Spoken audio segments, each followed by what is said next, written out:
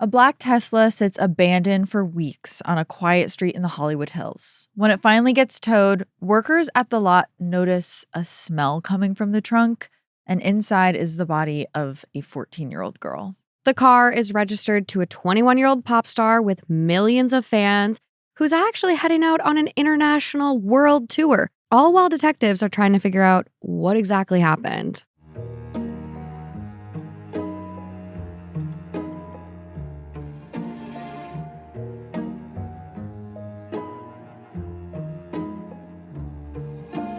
Hi guys, welcome to Clues. I'm Morgan Absher, your internet detective. And I'm Kaelyn Moore, your deep dive researcher. Hit that subscribe button if you're ready to follow the trail, because the case of Celeste Rivas Hernandez starts right now.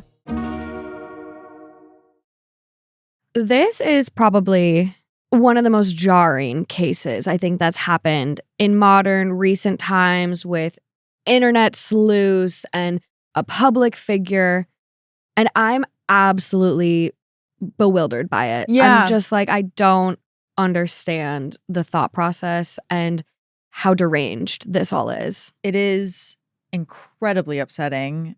Everyone listen to this one with care. It's Yes, even hard please. for us to read through parts of it. Like when we were doing the research and stuff, I found myself having to stop a lot to Yeah.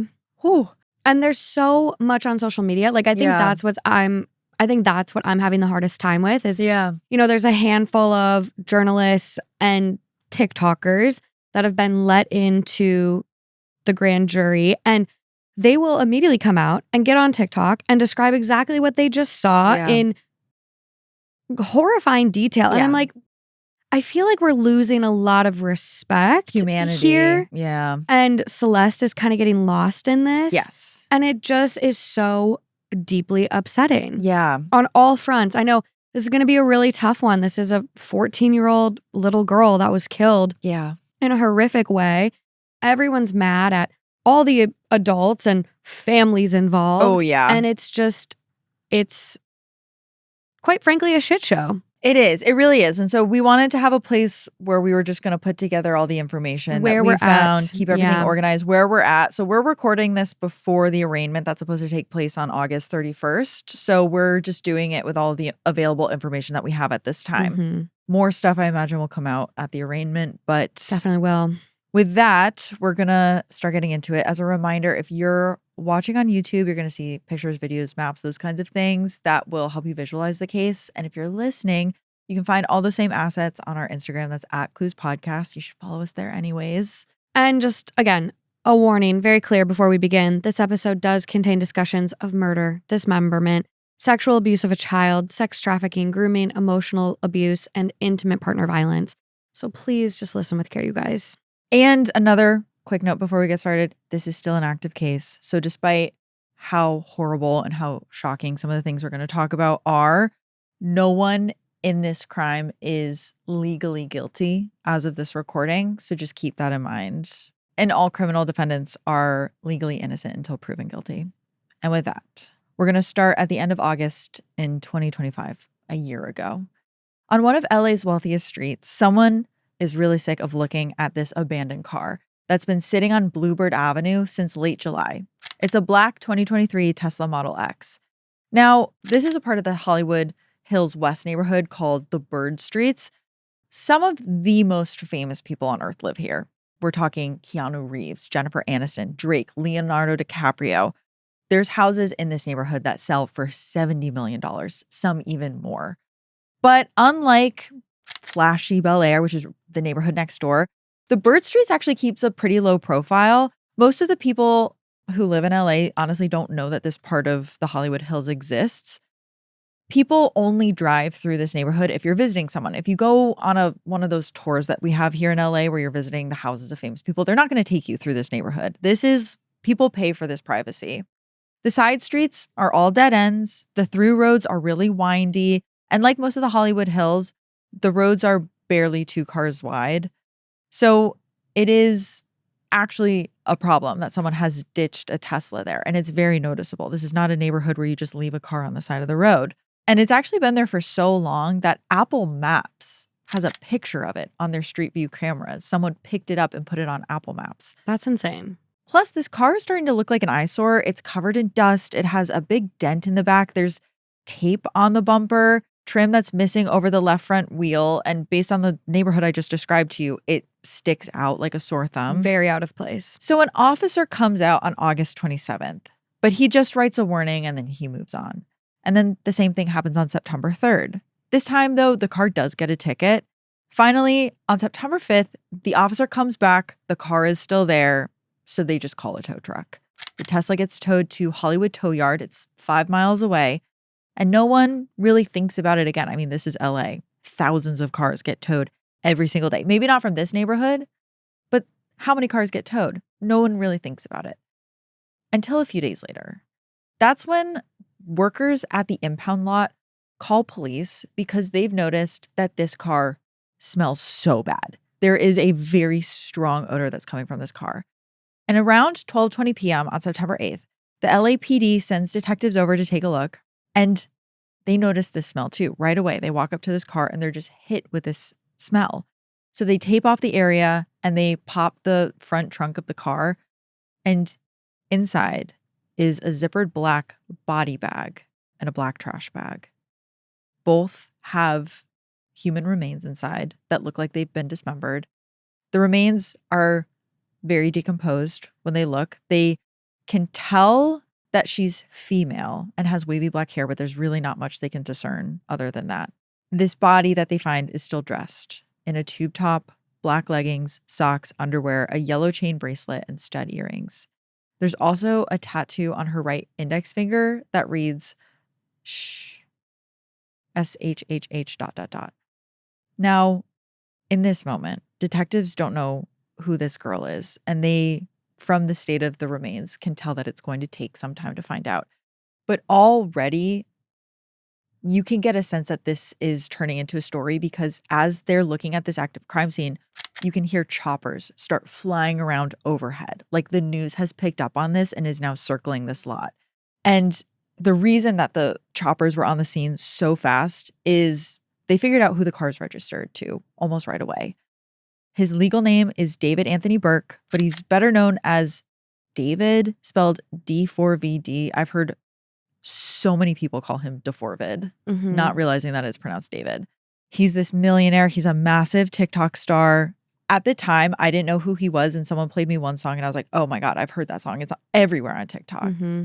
He's one of those people you've heard his voice if you didn't even know who he was. He's a major label recording artist. And right now, while detectives pull a dismembered body from his Tesla, that 20-year-old star is out on a world tour. Right away, not even really knowing what happened, officers know that there are charges to press, starting with the unlawful mutilation of human remains. It was too early to say if the young woman had in fact been murdered. I'm sure that they had the sense that she had. There is a lot more evidence you need to be able to say with 100% certainty that this person was murdered. Yeah. They could have died of natural causes and then dismembered and put in. So I get it. I know hearing that, people are like, what do you mean? She was dismembered. Of course. But yes. Yeah, there's a lot that could have happened where they're like, maybe it was an overdose and someone panicked. You don't know. You need to do a thorough investigation. Totally. But I think even then they had a sense that this was probably going to be a homicide investigation. Regardless, it's too early to say what happened or who was responsible. And just because the car is registered to David Burke, I mean, it didn't prove that he had anything to do with this. And I think right when the news started coming out, people assumed that he didn't have anything to do with it. I think a lot of people were like, oh my God, someone probably stole this guy's car and put a body in it or something. I remember that being the headline. I mean, his fans, whether it's on Discord, Reddit, TikTok, his fans were like, there's absolutely no way. Yeah. I mean, they were really coming about defending him initially. And so this is a major artist. He's surpassed 1 billion streams on Spotify. He is huge. Again, on tour. He's at tour. He's not even there. He's not even there. He hasn't been there for months. And because he's been gone for so long, I mean, could have been other people that had access to his car. And as the story spread, a spokesperson for David comes out and says that he is, quote, fully cooperating with the police. So once detectives finish at this impound lot scene, they tow David's Tesla to a police facility. The next day, September 9th, an LAPD criminalist went through it looking for more evidence, like being really thorough. And she made some really grim discoveries which brings us to our first clue, the evidence inside the Tesla. There were at least 11 air fresheners packed into this car. Most were in the center console. There were some in the back seat, some up in that front trunk area, which like a lot of people refer to it just as the frunk. Yeah, that's what they call them on Teslas. And there were so many like in that area. And there was a lot of insect activity that like you can't even really tell that there's air fresheners. Like there's maggots covering the air fresheners. Yeah. Obviously, these air fresheners didn't work as the impound lot workers were able to smell this. Mm-hmm. And the car still reeked when it was processed, even after Celeste's remains were removed. Again, there were a lot of insects, huge numbers of fly larvae all over the frunk. That suggested that the body had been decomposing there for a while. And she was also able to spot stains that looked like blood. The investigator sprayed Blue Star, it's sort of like a luminol, all over the interior of this car, and several spots lit up. The third row seats, the left side paneling, and the lower cargo compartment in the rear trunk. And here's the thing about the rear trunk. The Model X has a false floor that you can lift to reveal a hidden compartment underneath. So finding blood down there when the body was found up in the front also suggested that she had been moved after she was put in the car, which again is why this is looking more and more like a murder. But again, that is ultimately going to be the medical examiner's decision. Yes. So the very next day, before the medical examiner even did an autopsy, the LAPD got a phone call. A man named Jesus Rivas thought that the body might be his daughter, Celeste Abigail Rivas Hernandez. He said that the police description matched Celeste down to that tattoo that was on her right index finger, the shh tattoo. And Celeste's mother, Mercedes Martinez, said Celeste had been dating a boy named David. And also, he had the same tattoo that she had. Plus, Jesus knew something about his daughter's tattoo that the police hadn't released yet. It was in red ink, not black, which matched the body in the car. Detectives requested Celeste's dental records to make it official, but they were already pretty sure that her father was correct. If so, that meant something really big and really disturbing, and that is that this victim was a minor, which means that they could be dealing with potential additional charges. Before anyone could think about the charges, they needed to know how Celeste had died, though. So that same day, September 10th, 2 LAPD robbery homicide detectives went to observe the autopsy, and that was performed by Dr. Grant Ho. It is our second clue. The advanced decomposition made the ME's job so much harder. There was a large number of what he called in his report defects. Now, in an autopsy, a defect just means a place where the skin is split, injured, or damaged. They use that neutral word because not every split is a wound, and reports do have to hold up in court. Yeah. Now, this next section does describe how Celeste was found, and if that is triggering for you, please skip ahead. In this case, 2 of the defects stood out. Dr. Ho believed that they were 2 stab wounds, one in her right abdomen, deep enough to penetrate her liver, the other in her left lower chest cavity, damaging her ribs. He determined that those 2 wounds were her cause of death. He couldn't pin down a time of death, though, but he believed that she'd been dead at least a few weeks, maybe a few months at that point, and the manner of death was homicide, although this determination was not released to the public until 3 months later on December 9th. This was now officially a murder investigation, and there are 3 other important findings from this examination too. First, there were tiny bits of blue plastic that was embedded in the cut marks where her limbs had been severed. The ME couldn't explain it, so his team collected the fragments and sent them to evidence. Second, her left ring finger and pinky finger were missing. Every other part of her was in the Tesla, but those 2 fingers were just gone. Third, toxicology. With no blood left, they had to test liver tissue instead. It first came back positive for benzodiazepines or benzos, which can be a type of anxiety medication, and also came back positive for meth. But further testing was negative for benzos and inconclusive for meth. And we have talked about this in other cases. Decomposition, especially this severe, can throw off these toxicology reports. So the tests are all still up for determination, but they were confidently able to say that she was indeed stabbed. just not in a way that killed her instantly. The ME believed that she lived at least a few minutes before dying of blood loss, and she most likely wasn't drugged, which means she was probably conscious when this happened. It's a horrible way for anyone to die, but I mean, they're looking at this 14-year-old teenager child, and it just makes this all so much worse. So on the morning of September 16th, 2025, 8 days after Celeste's body was found, dental records did confirm that it indeed was Celeste Abigail Rivas Hernandez. Celeste is so much more, though, than how she died. She was born on September 7th, 2010 in Lake Elsinore, California, which is about 70 miles from LA. Celeste was the youngest of 3. She had a brother, Matthew, and a sister, Jennifer. Her parents became U.S. citizens in 2001, and it seems like their family did come on some hard times in the recent past. So a neighbor had told News Nation that the family spent 2019 and 2020 in public housing. Celeste would have been 9 years old and 10 years old at the time. Eventually, the family worked through the challenges and they moved into a little Spanish colonial house that had this picket fence and a terracotta roof. And they had a custom Hernandez family sign out front. Celeste went to Lakeland Village School, where people described her as being studious, hardworking, smart. Neighbors knew her by her long, curly black hair. And most days she stopped at the corner store for candy and Takis with friends, some that she had known since kindergarten. Her parents also described her as loving to sing and dance. And the family had this ritual where they would watch movies together every Friday. But it seems like there was maybe a bit more going on with Celeste, maybe that her parents weren't aware of. So we know that in middle school, she briefly dated a boy named Damian Hernandez, who also went to school with her. He said that Celeste was always talking about running away. According to Damian, she didn't describe there being abuse at home. She just didn't like the environment. Then on February 14th, 2024, about 19 months before the discovery, she actually did leave home. She left a note. We're not entirely sure what it said, and she slipped out at around 2 a.m. A home security camera did catch her walking away. Her family reported the 13-year-old missing, and by 9:18 the next morning, they put up posters all over their neighborhood. Her mom, Mercedes, posted on Facebook begging for help finding her. And Celeste eventually did come home.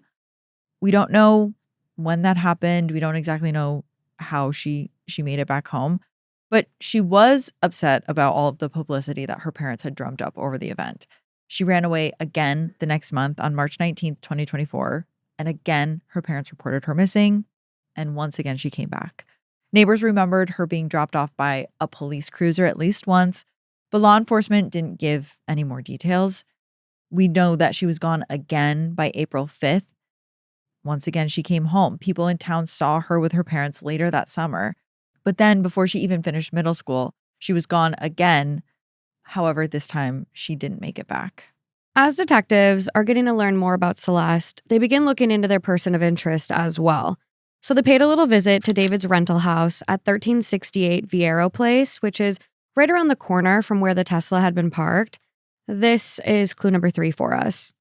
The 4,300 square foot mansion has 4 bedrooms, 5 bathrooms, a pool, a private gym, terraces, even a grand piano. David was paying $20,000 a month for it. A month. A month. So on September 17th, with David still on tour, police served a search warrant. Just like with the Tesla, a criminalist used Blue Star to hunt for hidden bloodstains, and they found them in the garage. There were 7 damaged black rubber floor mats. They had cut marks in them.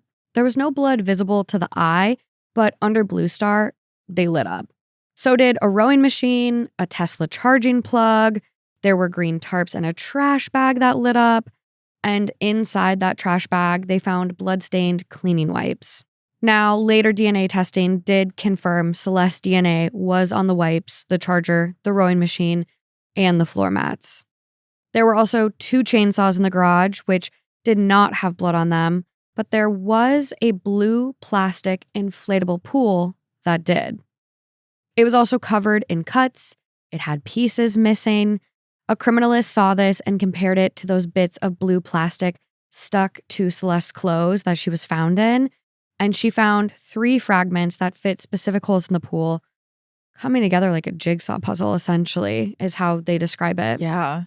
I mean, at that time, police still hadn't named a suspect, at least publicly. Which people are starting to go like crazy about this online. Yeah, this is what I remember this when he was still on tour and they were starting to put things together and she had been named and the tattoo came out that they had matching tattoos and still he was not named as a suspect. The Reddit also was going wild during this time as well. And we'll talk about all the social stuff a little bit later, but like the Reddit for David was having posts about this on it. Yeah. And like all the moderators left. There were people being accused of deleting these posts, pointing this out. So much so, like all the moderators left, subreddit got shut down, and then a new one was made in order to gather evidence against him. Like people are like, why is he still on tour? Like this is unacceptable. Oh my God, absolutely. I will say, like, I think the public opinion is fully against him. Like there were people that were really defending him at this time on those Reddits, the moderators too, who now have fully flipped. Yeah. So even the people that were staunchly at the time, like I don't think anyone defends him. I would hope not. But yeah, I remember when all this was happening. And so September 19th, 2 days after that search and 11 days after the body was found, that's when David finally canceled the rest of his tour. By September 26th, movers had cleared all of his belongings out of the Bird Streets house. And instead, he quietly moved into another rental, which was 2 miles away behind the Chateau Marmont.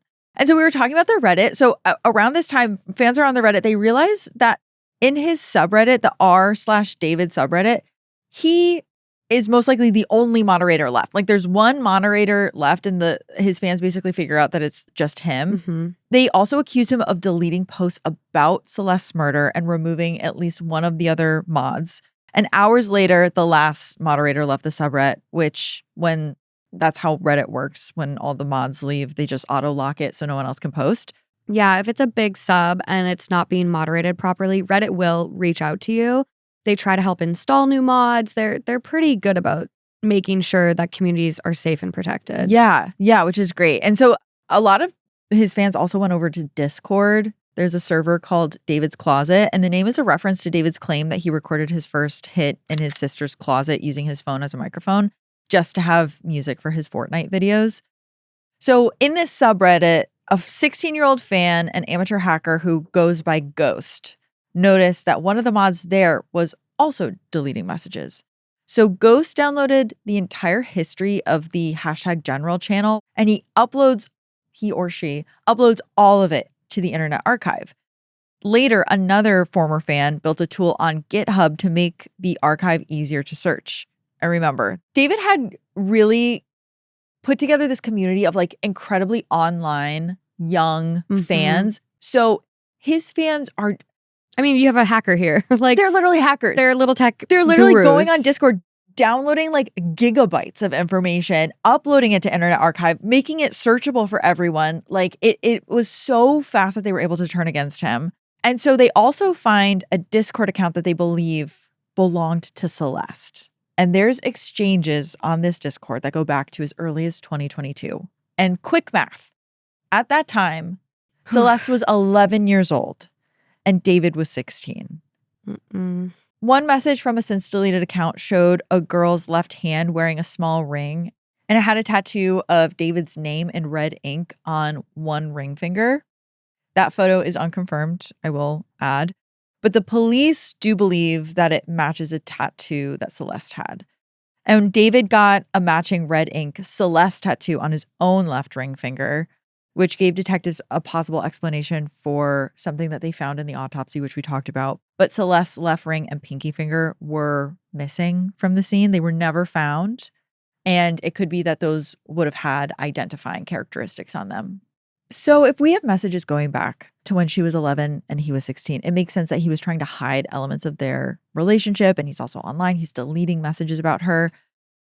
It turns out that their relationship was actually not very well hidden while it was happening. So fans pointed to anonymous posts from 2 different Redditors. Both of these Redditors said that David had dated a girl at their middle school, and one mentioned that this girl had run away. Those posts went up before the body was identified. It was just when the body was found, these posts go up. So we don't know that they're specifically about Celeste, but the posters weren't working off of the news. They didn't have other identifying information, and they still provided things that matched Celeste. Meanwhile, as David's former fans tried to get him arrested, his close friends ones that still cared about him, went into damage control. So unnamed associates told TMZ that all of David's friends knew Celeste and thought that she and David were a couple. A lot of them had seen the two together, but the sources claimed that they all thought Celeste was a college student at USC. Like, I know even one of them mentioned, like, she was 19. She was as young as 12, 13 when they first would have seen her. Yeah, and I'm sorry. Like, I think that argument of like, she looked a lot older. No, she did not. No, she did not. I've seen pictures of her. That was a child. A child. Like, so little. Just... Yeah, and the internet is like, we have eyes and ears. We know that that's false. Yeah. So two friends in particular, a streamer named Neil Langston and a model named Asia Collins, they got flooded with comments accusing them of being complicit in the abuse, maybe even a potential murder. Mm-hmm. Asia put out a statement saying that she was no longer friends with David and was, quote, working in silence to bring justice to Celeste Rivas in ways that I can. And Neo posted something similar. He said, quote, at the end of the day, this case isn't about me. It isn't about you. It's about getting justice for the victim and her family. And I care a lot more about that than trying to fill the void because of public opinion. Yeah, I mean, at this time, you have everyone going through TikToks of the three of them. There's one in a bathroom where there is a mention of like a smell, and they all kind of share this glance. And so people are like, again, the court of public opinion, they're like, they know, everyone's guilty, especially when you have David putting tweets and spamming his Discord with the word decay. Just like a week after. Apparently people were going over to his house and he would immediately apologize about the smell. Mm-hmm. Like, there's a video that exists of him. It's like a Snapchat or something where no one says anything about the smell, but he's like, sorry, my bathroom smells like I just took a shit in there 2 hours ago. Yeah. And it kind of comes out of nowhere. So, and that was after the murder would have occurred. Yeah. So you already see these hints that that people were maybe figuring out that something was going on. Or like they were going to his house and they could smell that something had happened. Yeah. But what was the Discord decay spamming? So he went on X, formerly Twitter, and I believe, let me find the exact date on it. So on April 30th, 2025, he just tweeted one word, decay. And this would have been roughly a week after Celeste had been killed. And then there's him going on his Discord, which is just like getting flooded, decay, decay, decay, decay, decay, decay. Like, because he tweeted it? That's from him. Oh, he wow. Is like one single decay on his Twitter, and then his Discord, he's just spamming with the word decay. So it's like, now in hindsight, everyone's starting to analyze this Discord data and like all of his socials and all of these things. And they're like, this is a really weird thing to tweet when a decaying, decomposing body was just found in your car. Yeah. Why are you tweeting that? Yes. It reminds me of Mackenzie Chirillo when everyone was mad she dressed up as Playboy Cardi, which a lot of the adults read as just dressing like a corpse after you had killed someone. And then now you're seeing that he's tweeting like decay a week after he just, or, we haven't gotten to that part, but yeah, a week after Celeste was killed. So David went from being a rising star to essentially radioactive. I mean, you just see pop culture completely turn against him. I mean, before the end of September, figure skater Elisa Liu, she went on to win Olympic gold. She was like a fan favorite. She's amazing. She pulls all of his music from her skating program. Then there's Kali Uchis, who has a song with him that's just taken off of streaming. She has it removed from streaming services. Lots of celebrities start unfollowing him. Cat's Eye starts unfollowing him. Ice Spice, Tyler, the Creator, Addison Rae, more. And the final blow to his career, David gets dropped by Darkroom Interscope Records. Unceremoniously, there's no announcement. It just happens. Now, detectives are tuning a lot of this out to really keep their eye on this goal, which is like catching Celeste's killer, figuring out what exactly happened to her. And they had something they hadn't publicly revealed yet, which is our fourth clue, David's first conversation with police about Celeste.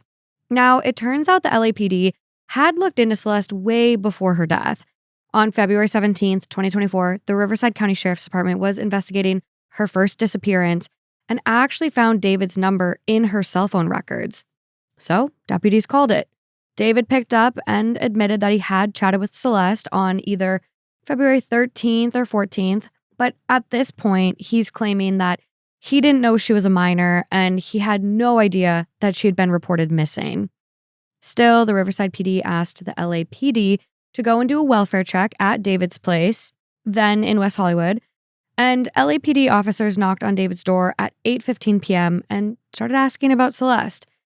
Again, he said he didn't know she was a minor. He claimed he had only met her once in November of 2023. Otherwise, they only chatted online. They didn't find much there, aside from the fact that David had a yearbook photo of Celeste saved on his phone at the time. Officers noted that she looked to be about 11 in it and was wearing a Batman sweatshirt. And just 2 days after David told police, I know nothing, I haven't seen her, whatever he's saying to them, Celeste does come home on her own. So David had already admitted that he had chatted with Celeste online, which is why they are able to get a warrant for our fifth clue, David's cell phone records. Search warrants in this case are still sealed, but we can assume the police wanted their chat history, plus his texts, location, calls, everything. And sure enough, his phone is full of evidence. There are tons of texts between Celeste and David, but it's the photos that really just, I don't even have the proper word, shook investigators. They took pictures together all the time. Some showed them kissing or cuddling in bed. Others showed explicit sex acts. And because of Celeste's age, those photos are actually considered child sexual abuse material and have to be handled completely differently. Yeah. Child sexual abuse material, otherwise referred to as CSAM, can't be emailed or uploaded anywhere. It has to go into specific, very secure platforms that are built for it. Most departments also strictly limit who can even view this, and it's to protect the victim. Even looking at some of this material can traumatize investigators, so they're very strict with it. And it usually can't even be shown in court. It has to be described out loud instead. And I've heard that even the descriptions traumatize jurors. It's horrible. It's horrible. It's horrible. Once they get into the text, it became clear how much David had allegedly groomed Celeste. David appeared to be using money, gifts, attention to manipulate her into basically whatever he wanted. At the end of 2023, then 13-year-old Celeste and 18-year-old David texted about an unplanned pregnancy. And both of us screenshotted this text message because it's just again, so jarring. So David sends, quote, I'm sorry again, baby. I didn't want to ever put you through this. Celeste, quote, no, it's okay. Don't worry. Both of us are able to take care of it. David, I know, but still. Celeste, don't worry about it, my love. David, you so much stronger than me. I love you. Celeste, I love you more, my love. It's okay, though. Neither of us are capable of watching the baby. David, when you gonna get it done? Celeste, 2 days. David, my mom said I have to ask this question. Don't get offended, but is it mine? Celeste, of course it is, David. Which the fact that she's talking him down. She's the one being strong, saying, don't worry about it, my love. Don't worry, we're not able to take care of it. And he's even admitting, you're stronger than me.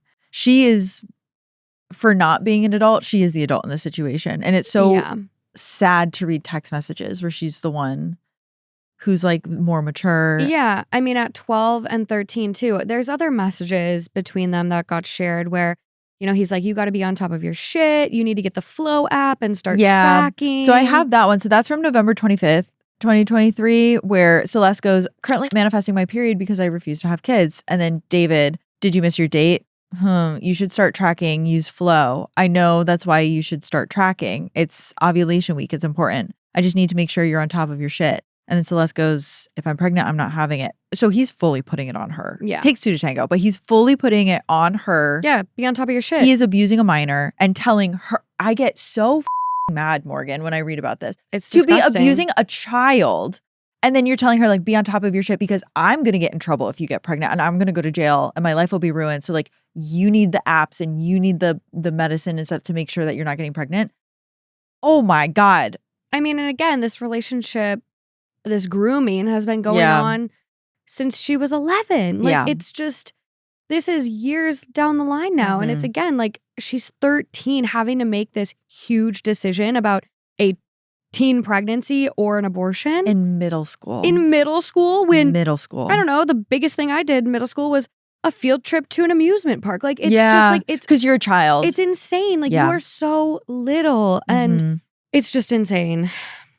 Absolutely insane. So obviously things progress. They go through text messages from February 2024 where David talks about something that they call Operation Awesome. Or she goes, Operation Awesome, gonna be so hard. And then he says hard is in like hard to do, or hard like the full Balenciaga fit hard. And then she's saying like, I don't know what to bring. And he's like, we've been over this for weeks. Anything you use and can't replace immediately, you bring. Clothes, you like makeup, jewelry, shoes. I'm giving you 2 duffel bags when I see you. Yeah, essentially this was a plan to sneak Celeste out of her parents' house with her belongings and basically move her in with David. He tells her that this day that they move her in is going to be, quote, the most important day of your life next to wedding. He says he'll have someone named Sheldon drive him to her house at 11:50 p.m. on February 14th. He even offers to hide so he can help her carry her bags. Detectives later learned Sheldon was David's live-in bodyguard. And all 3 times when Celeste went back to her parents, David repeatedly complained in texts about, quote, police and posters. Posters referring to like the flyers up about her being missing. Mm-hmm. And he's complaining about the fact that her parents are looking for her. Yeah. There's one message from June 2024 that really stood out. This is 4 months after that LAPD visit with 13-year-old Celeste back home. Then 19-year-old David texts her, quote, I can't wait to move in together without the cops bitching, baby. He says they can solve all their problems with a, quote, 4-year vacation and getting married in Italy. I think he's doing the math in his head because he's like 4-year vacation. You'll be almost 18. It'll be legal. Like, it'll be legal.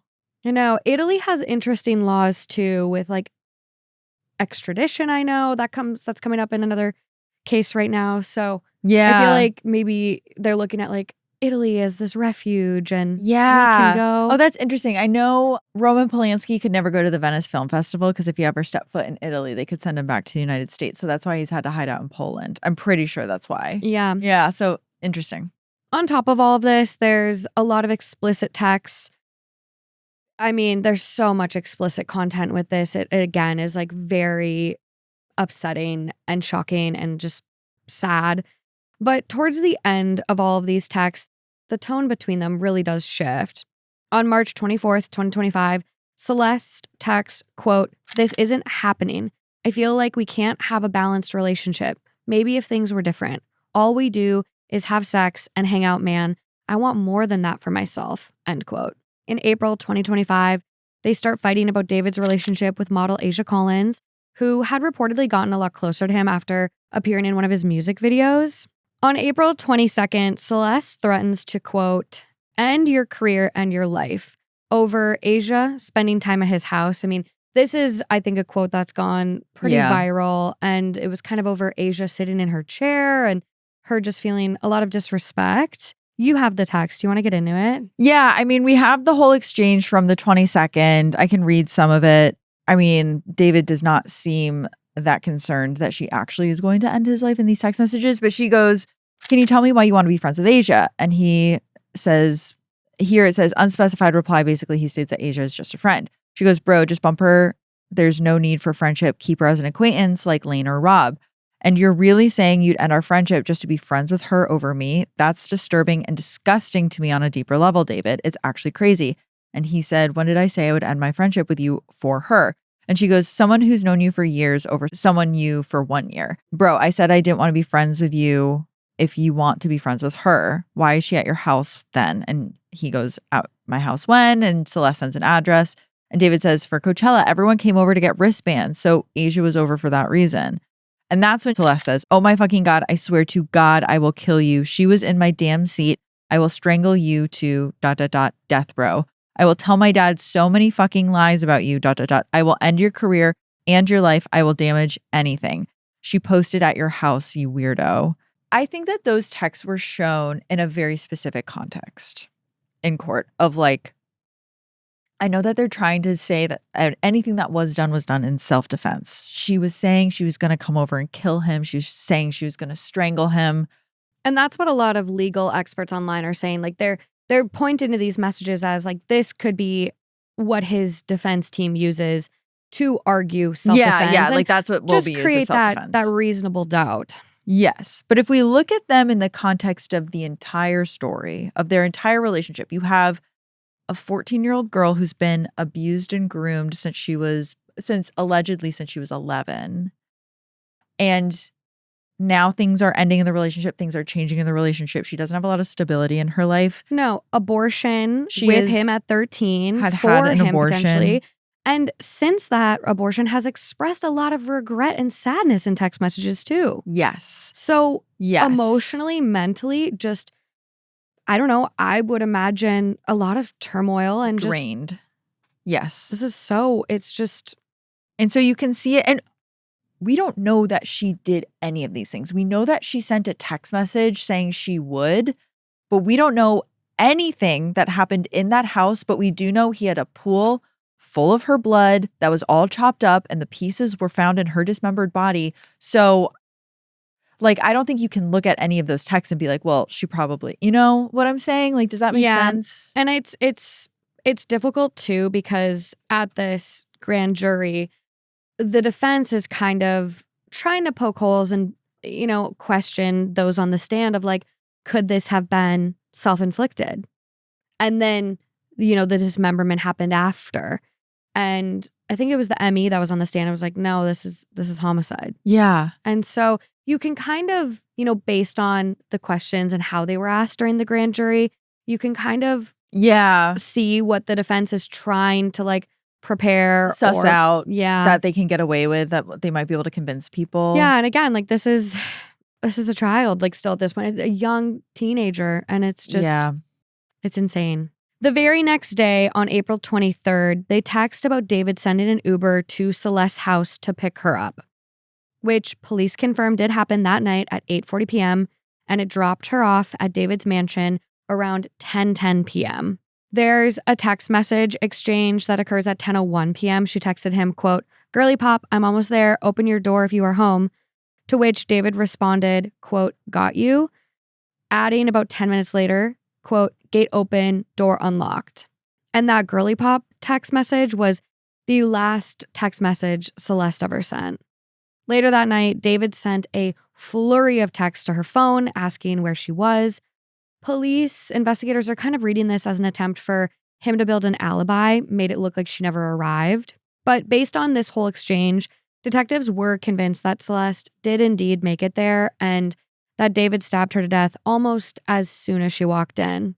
And they believe the motive was right there in those texts. I mean, Celeste had explicitly threatened to ruin David's career, and she was doing it at, you know, maybe a very challenging time, because 2 days after that last text, David's debut album Withered was released. To me, and maybe this is an unsolicited hot take, you have this 14-year-old texting you these things. Like, why do you, as a 21-year-old, send an Uber the next day? Yeah, right. If you were so scared that she was going to kill you, why are you sending? It just doesn't add up for me. I know. And I don't think it adds up for anyone. We will see how it plays out in court. Well, what's interesting too is the people who, because David was working on his album and was like writing more music as all of this was happening and in the coming months. And everyone that he was working with noticed he felt super locked in. Like, it really sounds like no one suspected anything.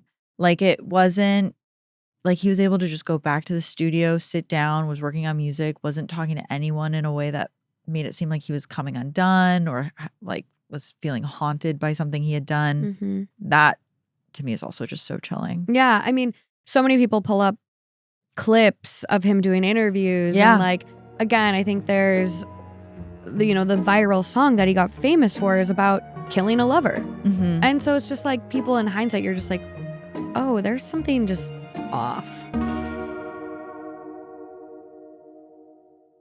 Especially when investigators start looking at his purchases. So after reading all of David's texts with Celeste, detectives had a pretty clear theory of why she was killed, but they still needed a lot more to tie him to the murder. Which brings us to our sixth clue, David's alleged suspicious purchases. Once they were finally able to get his financial records, a few purchased items really stood out to them. For example, on April 24th, a shovel from Home Depot delivered via Postmates. On May 1st, 2 chainsaws bought on Amazon. Remember, 2 chainsaws turned up in the garage. They did not have blood on them. They were tested with a very, very specific pH test. And it wouldn't have been that you'd be able to wash the blood off. That would have still read. Yeah, that was my understanding too. May 4th, he allegedly ordered a 3rd chainsaw, again through Postmates. The 3rd chainsaw was never recovered. May 5th, back to Amazon for cadaver bags, laundry bags, and the blue inflatable pool. Then on July 7th, a, quote, burn cage, a device for incinerating things, again from Amazon. All being purchased on Amazon. The biggest paper trail you could ever have. That's why I'm I don't understand. The car is registered to you. Everything about this is so Which is so strange traceable. Because it does feel premeditated to me. If she showed up and then immediately he killed her, there was some level of premeditation, but then didn't think through any other element of this, like where he would dispose of remains or how he would do it, which is it's just disgusting. Police actually were able to locate that burn box during the search. It was tucked behind the piano. And all of these were bought under one of 2 aliases, either Victoria Mendez or Travian Davis. Again, okay, I'm a master genius, whatever, He has that name in his text messages. So on December 1st of 2023, he texts Celeste. I have different names and aliases and shit, though. I go by Travian Davis here. All my purchases and everything. He literally says in his text messages, all my purchases I do under Travian Davis's. And she goes, please be joking. And he goes, nah. So I don't know if that was just the alias that he was using and he just made the purchases whatever, or if he thought he was going to get away with it because he was using a different name, but whatever. Just the worst idiot I've ever seen. It's baffling. It's what was he? I just don't. Clearly deranged. Again, having a relationship with such a young minor, the CSAM, all of this deranged. We didn't talk about it a lot here. I think specifically haven't gone into David's backstory a whole lot because I don't think it matters. I don't find him to be an interesting person at all. But one thing he did say in the Rolling Stone long form piece on this, they mentioned that David does have a quote from a 2023 interview he did, early 2023 interview he did, where he offhandedly mentioned that he used to be addicted to gore videos. So there is something, I have seen people talk about his internet usage and his how he was a loner. He liked using the internet. He liked using Discord. It was all anime and it was all comic books and stuff that he liked. But what gets lost was he was addicted to gore videos for some time. And I do think that that is indicative that there was something very, very dark inside of this person. And this was also maybe a fantasy. Yeah, there's another music video where he kills someone and puts them in the trunk of a car. Yeah. So yeah, it's what he ended up doing is almost like it was fantasized about through his music. Yeah. I think so. There's unreleased songs that have since been leaked and it's trapped in a Tesla, locked up in a Tesla. And it's just what the dude? You do this and then you potentially allegedly are making songs about it? Yeah. And the music video where he's putting someone in the trunk, right? That's before the murder took place too. So this was a long time in the making. Again, kind of, is it premeditated then? Was this a fantasy? So with all of this, detectives had very strong but very circumstantial evidence. They didn't want to move too early and jeopardize the case because there were still some big things that they did not have. For instance, they didn't have a murder weapon. That one chainsaw, if that was used in some way, never recovered. They do think she died from stab wounds. They don't have the specific artifact that was used. There was also no confession. On top of that, there's not a witness to the murder itself. So investigators make this unusual move. And in November of 2025, they convened a grand jury, but they didn't indict David. It was an investigative grand jury, which can subpoena witnesses and compel testimony, but it can't hand down charges. So basically, they use this as a way to force people to talk, though these people could still plead the fifth. They didn't have to.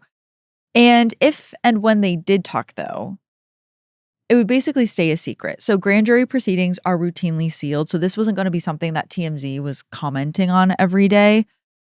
And what ended up happening, so there were 3 consecutive grand juries. We still don't really know what happened inside any of them because they were sealed. Except for one thing that we do know from this, and it revolves around Neil Langston, a fellow streamer. He didn't show up after being subpoenaed, and he actually got arrested for it.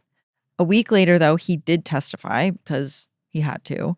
And he was apparently never formally charged for failing to appear. And it's also since come out that David's parents and his brother were called to testify, but they successfully fought their subpoenas and never appeared. And basically right in the middle of all of this, a completely unexpected piece of evidence turns up, which brings us to our 7th clue, a passport card. By the time prosecutors convened their grand juries, they already had David's cell phone location history and data from the Tesla too.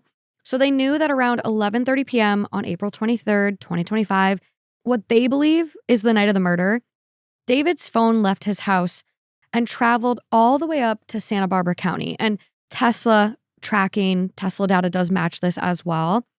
What they didn't know, though, was why. Then on January 7th, 2026, almost exactly 4 months after Celeste's body was found, a highway maintenance worker kind of gave them a hint as to why. He was doing traffic control on State Route 154, just east of Painted Cave Road, and he ended up spotting a passport card in the brush on the side of the road. He picked it up with no idea that it might be evidence in a murder and saw that it belonged to Celeste Rivas Hernandez. The California Highway Patrol rushed to the site, they collected it, and the spot where it turned up, I mean, this is pretty remote. The nearest business is a yoga retreat center, but it's on a road to somewhere that could matter. I mean, it's on this road that leads to Lake Kachuma.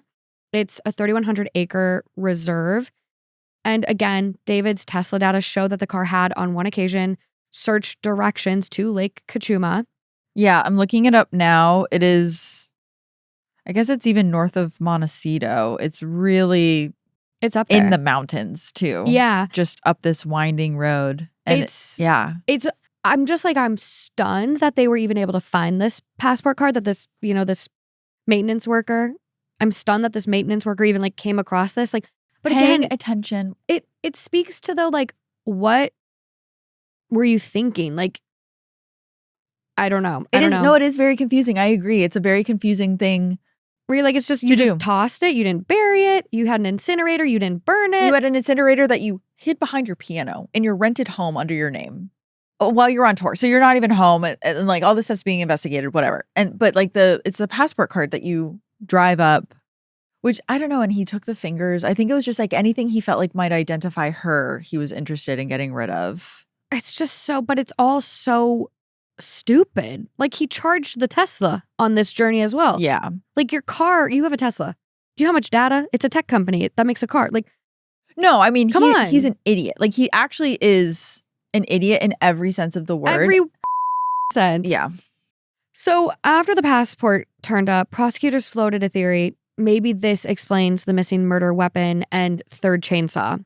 David could have dumped those. Maybe even Celeste's 2 missing fingers are out there. They could be in the lake.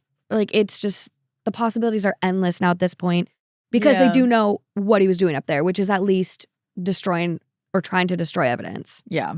So on April 16th, 2026, prosecutors felt like they did have enough to make a move, and David Burke was arrested on suspicion of murdering Celeste Rivas Hernandez.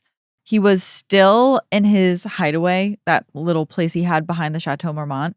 Officers in bulletproof vests brought him out in handcuffs, and David's defense team, led by celebrity attorney Blair Burke, they put out a statement. And it says, quote, "Let us be clear. The actual evidence in this case will show that David Burke did not murder Celeste Rivas Hernandez, and he was not the cause of her death. There has been no indictment returned by any grand jury in this case and no criminal complaint filed.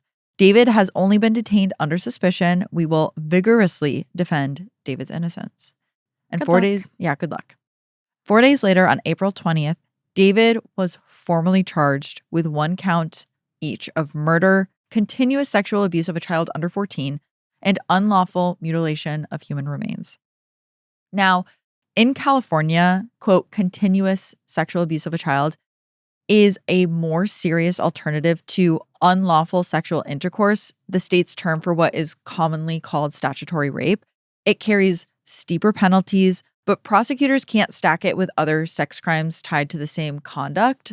So it is like just part of their strategy, I guess, in trying to get him the most amount of time behind bars. So the murder charge came with 4 special circumstances: murder of a witness, murder for financial gain, lying in wait, and use of a deadly weapon.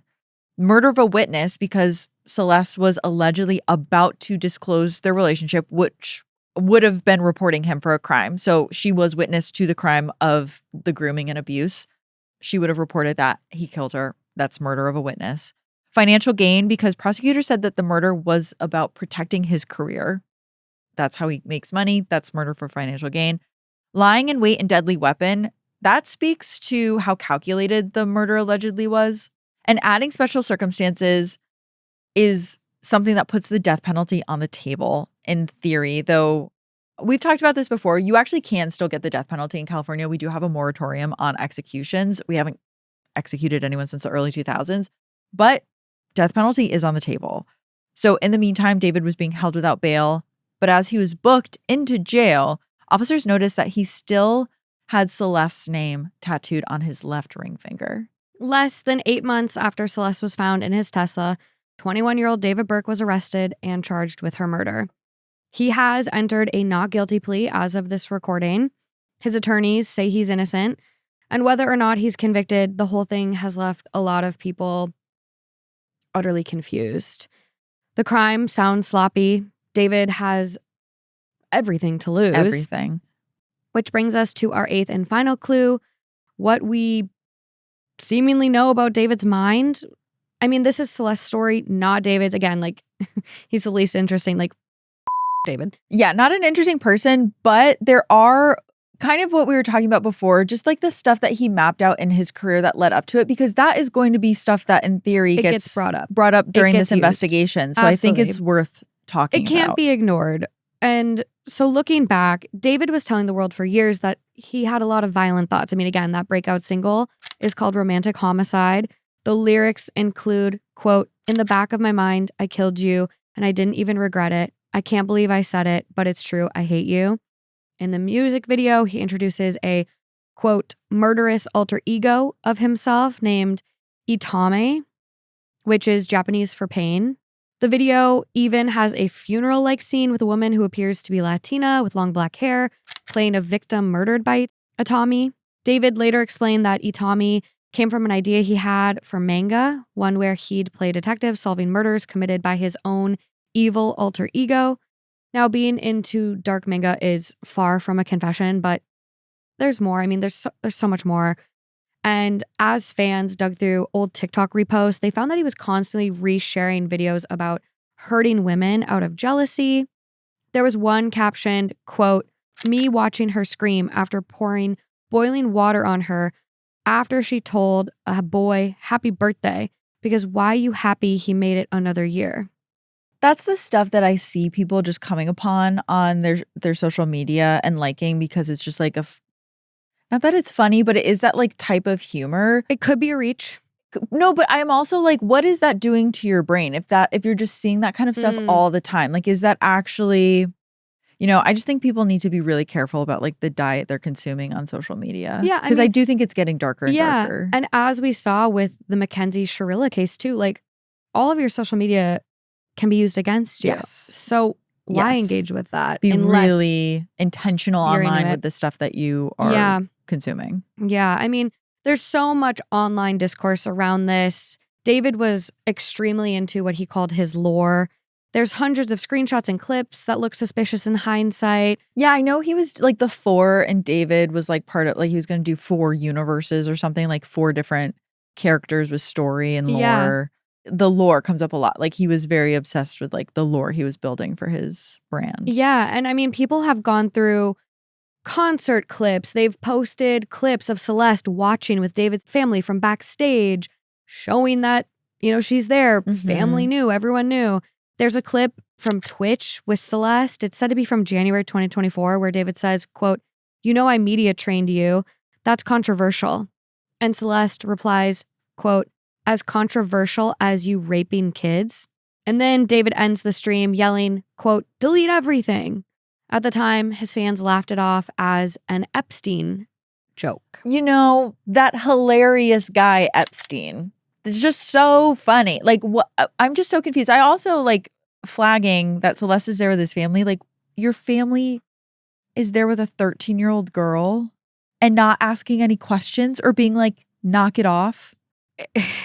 There's just so like she was going to like Tara Yummy parties. She was going to like parties with them. Like she was around everyone. It wasn't like this was so secret. She was failed by so many people. And that all it takes is one person to come forward to say something, to talk to her, just to like make noise about what's happening because he's been abusing a child for 3 years in public and no one said anything. And like, we've seen the yearbook photo of her in the Batman sweatshirt. She looks like a child. Like when she was 11, she looked like a 5th grader because that's what she is. I mean, she was so tiny too. So I just don't understand how you're bringing her around and no one is saying anything. No, and this is coming up a lot too. I mean, obviously her family was at this grand jury. They're listening to the way her body was found. You know, at a certain point, they do leave the courtroom. I think it's during when the autopsy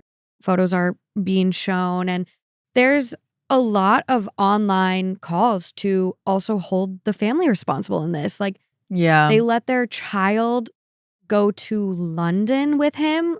And I think you have a little bit about that to get into. But yeah, it's like this whole thing. And then like everyone's calling for action. It's just like, it's going to be insane how this all plays out. Yeah.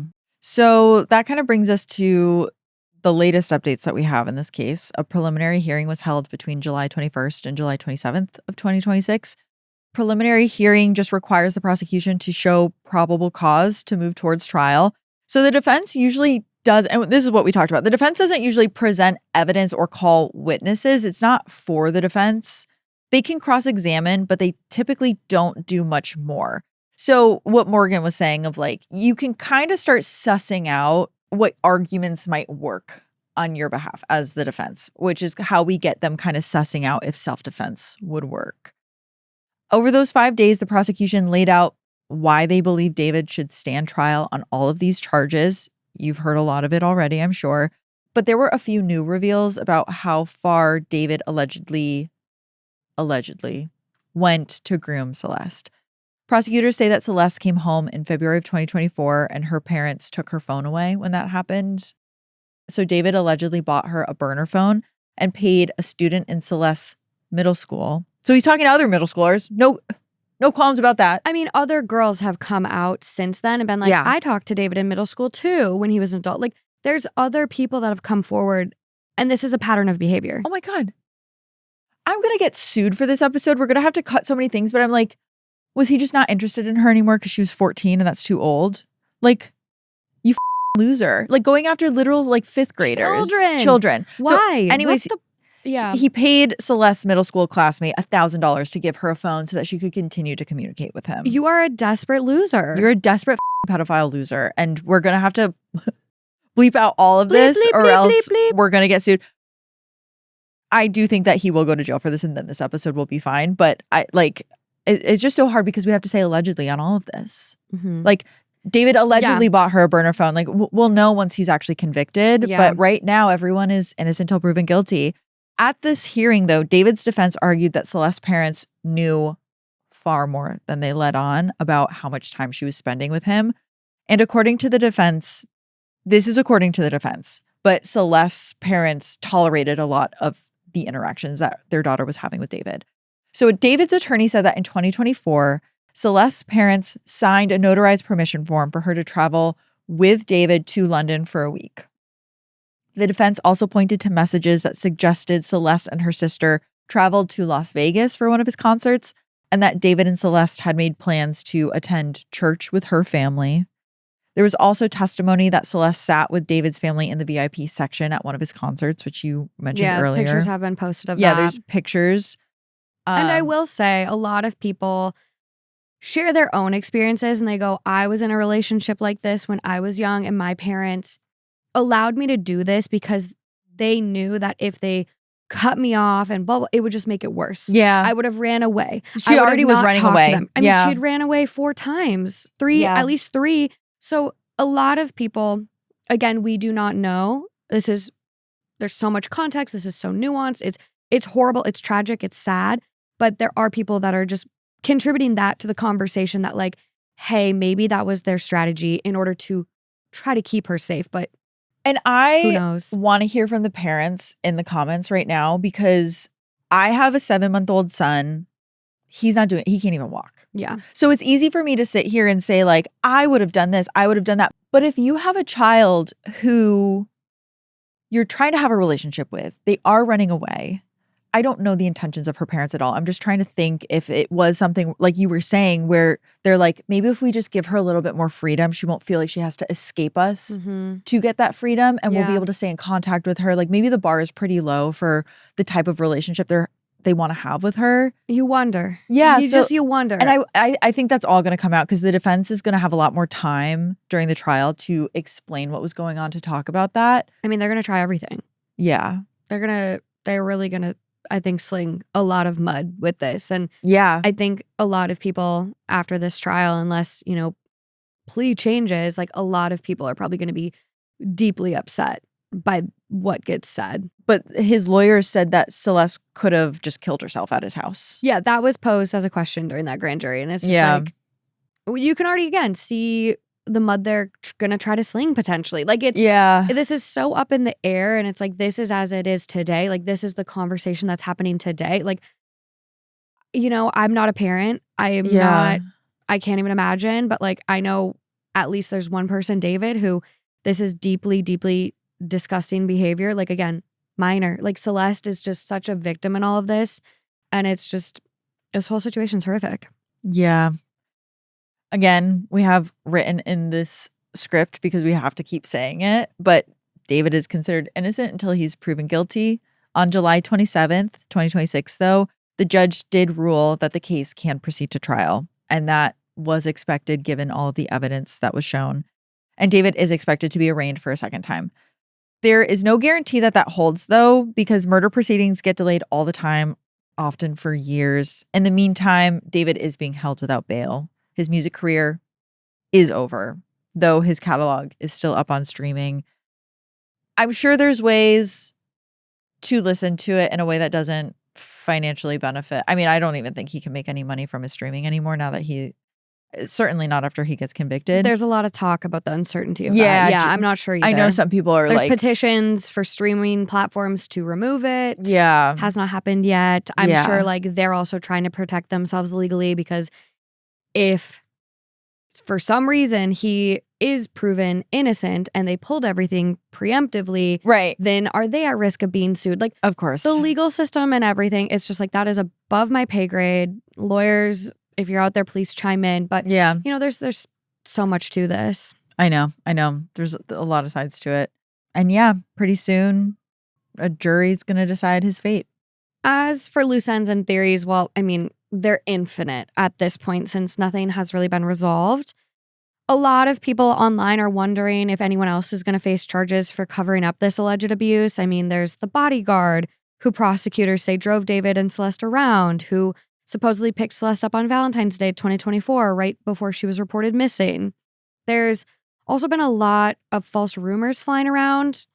Again, maybe because this case is so high profile and there is such a huge online component of it. Mm-hmm. And I think with AI now too, like there's a lot of question about like photos that are being released of Celeste at shows or Celeste here and like them online. It's like, are those even real? Yeah, be so careful where you're getting your information from because there's a lot of misinformation out there. Yeah.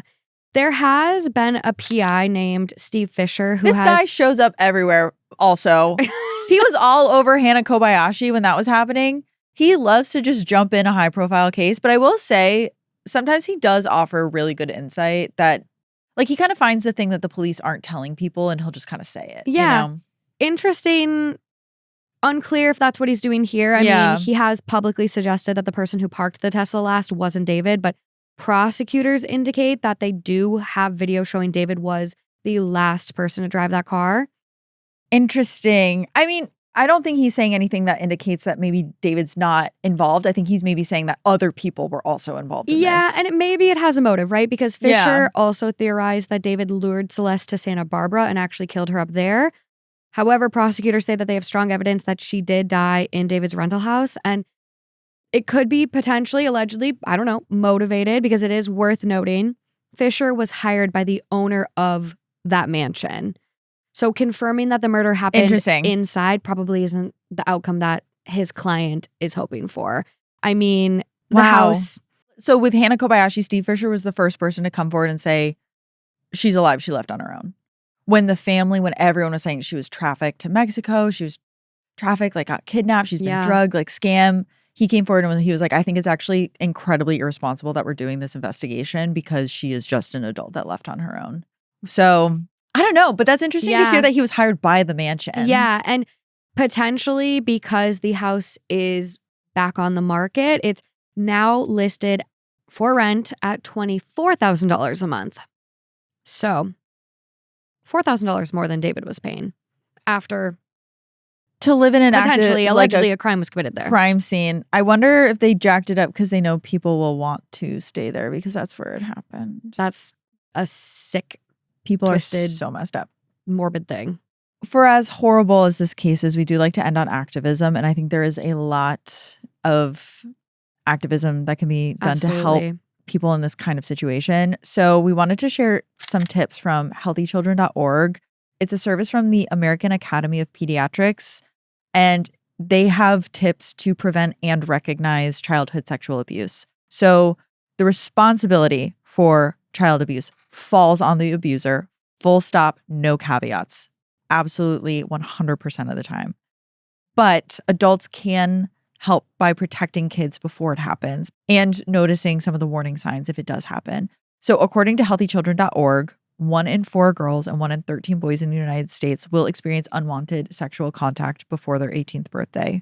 They share 7 tips for teaching kids about body autonomy to help prevent abuse. And if you want to learn more about that, I think it's great. Even if you don't have children, I think it's great for everyone to be aware of, just so that we all kind of have our eyes and ears open. It's good to know when we're interacting with people who could be victims. Yeah, this is a big conversation I've had with, my family, my brother and sister-in-law that have had young kids, and something they've always stressed and that this website does talk about is using correct terms to describe genitalia and body parts, because oftentimes abusers will use different words and that helps hide abuse. So it is a website that has a lot of information and just could help ensure your kids stay safe. Yeah, and that is at healthychildren.org.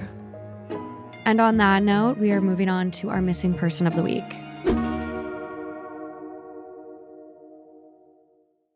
This week, we want to highlight the case of Lindsay Lee Watts. This is a missing person case that did come from our community. It was sent by one of you guys. Lindsay Watts is reported missing from Edina, Missouri since May 19th, 2026. She is 35 years old.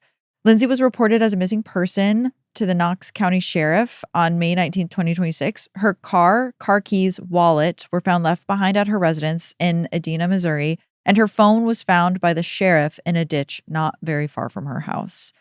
She is reported as being 5'2", 125 pounds with brown hair and brown eyes.